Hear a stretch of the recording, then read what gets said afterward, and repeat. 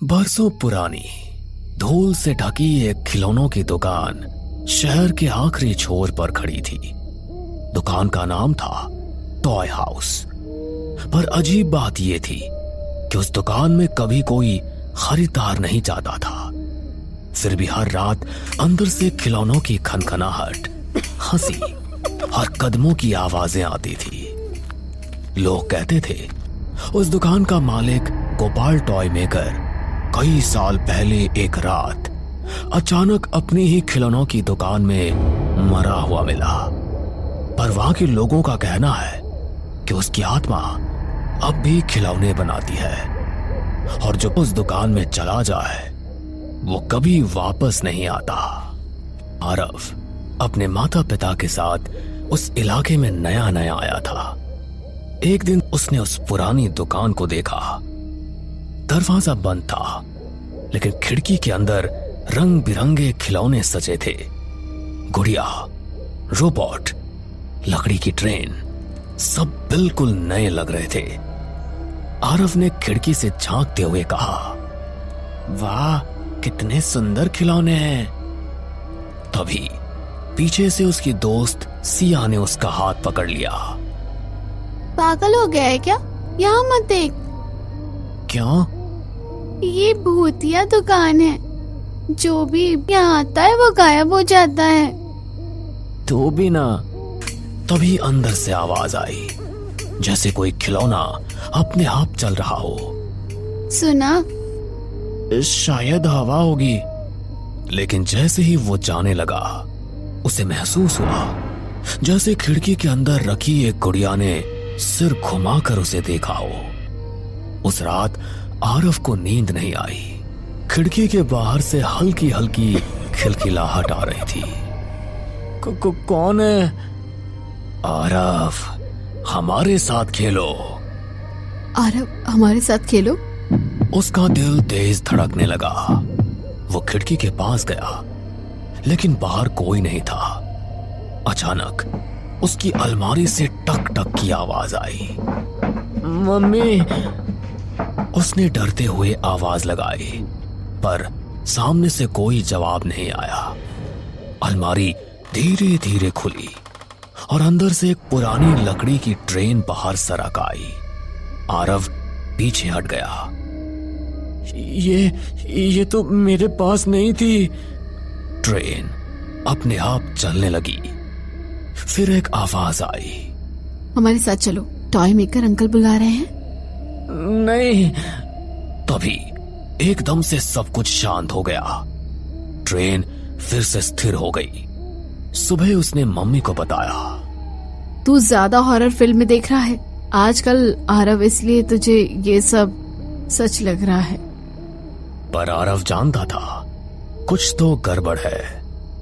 अगले दिन आरव फिर उसी दुकान के सामने रुक गया। आज दरवाजा थोड़ा खुला था। अंदर से रोशनी आ रही थी। मत जा प्लीज। बस 1 मिनट देखता हूं। वो धीरे धीरे अंदर गया। दुकान के अंदर अजीब सन्नाटा था, लेकिन खिलौने चमक रहे थे जैसे अभी अभी बनाए गए हों। तभी पीछे से एक भारी आवाज आई।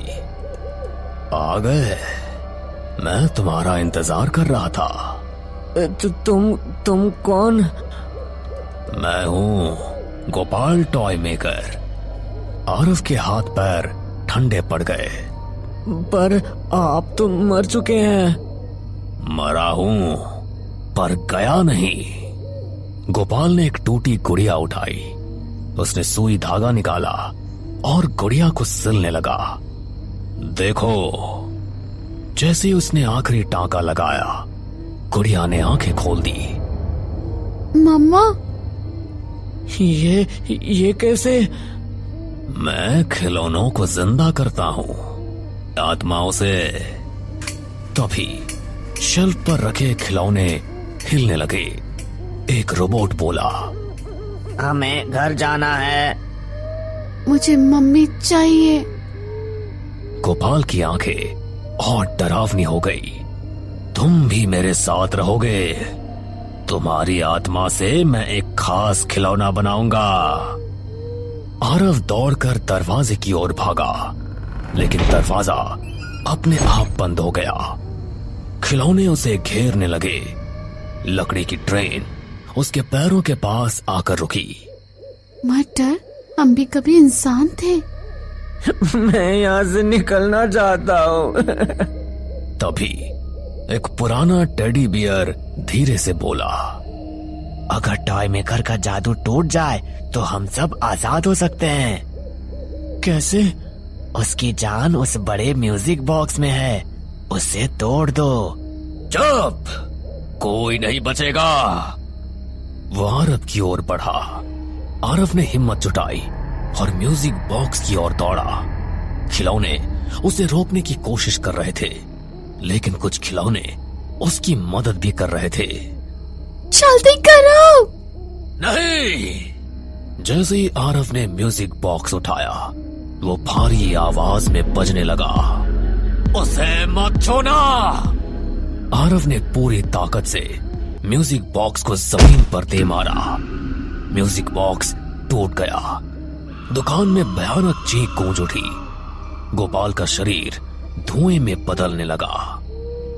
नहीं, मेरे खिलौने! खिलौने एक एक करके गिरने लगे। उनमें से रोशनी निकली और आत्माएं आजाद हो गई।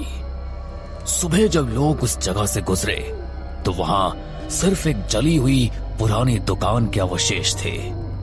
आरव बाहर बेहोश पड़ा था। तू ठीक है ना? हाँ, सब आजाद हो गए। आरव ने दुकान की ओर देखा। अब वहां कुछ भी नहीं था, लेकिन जैसे ही वो मुड़ा, उसे लगा जैसे सड़क के कोने पर एक छोटी सी लकड़ी की गुड़िया रखी हो। उसने उसे उठाया। गुड़िया ने हल्की सी मुस्कान दी और फुसफुसाई। खोलोगे?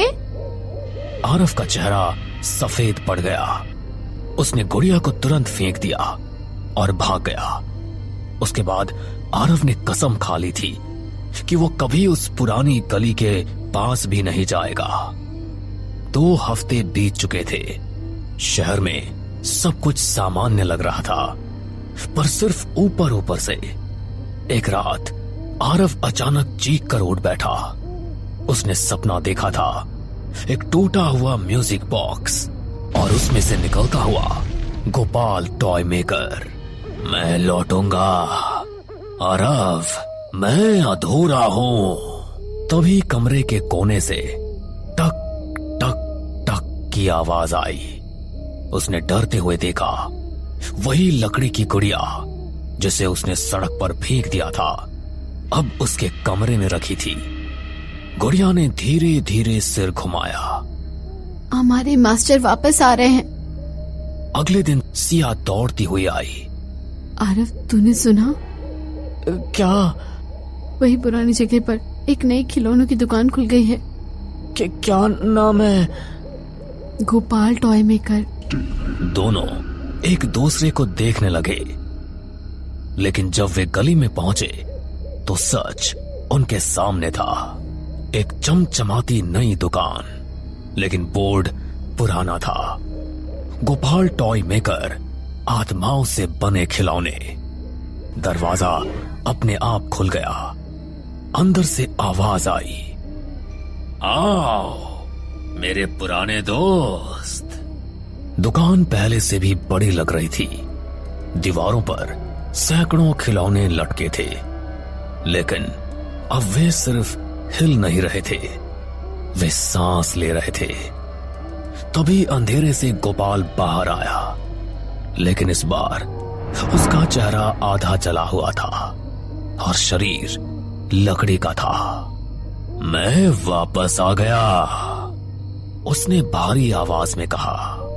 तुम तो मर चुके थे। मेरा म्यूजिक बॉक्स टूटा, पर मेरी आत्मा इन खिलौनों में बढ़ गई।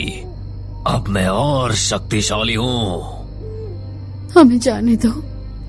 इस बार तुम दोनों मेरी सबसे खास रचना बनोगे। अचानक दुकान की लाइट बंद हो गई, चारों ओर अंधेरा। फिर एक एक करके खिलौनों की आंखें जलने लगी। फर्श से हाथ निकल आए, लकड़ी के हाथ जो पैरों को पकड़ने लगे। दोनों भागे, तभी एक बड़ा जोकर खिलौना सामने आ गया। उसका मुंह कान तक फटा हुआ था। खेलो, हमारे साथ खेलो। आरव ने पास पड़ी कैंची उठाकर उस पर फेंकी। जोकर धुएं में बदल गया। तुम बच नहीं सकते। दुकान के पीछे एक पुराना कमरा था। वहां एक बड़ा कांच का डिब्बा रखा था, जिसमें काले धुएं जैसा कुछ घूम रहा था। एक टॉय सोल्जर ने कहा, यही उसकी असली आत्मा है। इस बार इसे पूरी तरह नष्ट करना होगा। कैसे? उसके पुराने औजार, आग और लोहे से, तभी उसका अंत होगा। अचानक से वहां गोपाल आ गया। तुम मेरे रहस्य तक पहुंच गए। उसने हाथ उठाया और सारे खिलौने उन पर टूट पड़े। आरव ने पास पड़ी लोहे की छड़ उठाई। सिया ने एक लालटेन जलाई। आरव चलो, अब हम दोनों मिलकर इस भूतिया टॉय मेकर का किस्सा हमेशा के लिए खत्म कर देते हैं। दोनों ने मिलकर कांच के डिब्बे पर वार किया। डिब्बा टूट गया, काला धुआं बाहर निकला और गोपाल के शरीर में समाने लगा। आरव ने छड़ आग में गर्म की और गोपाल की ओर बढ़ा।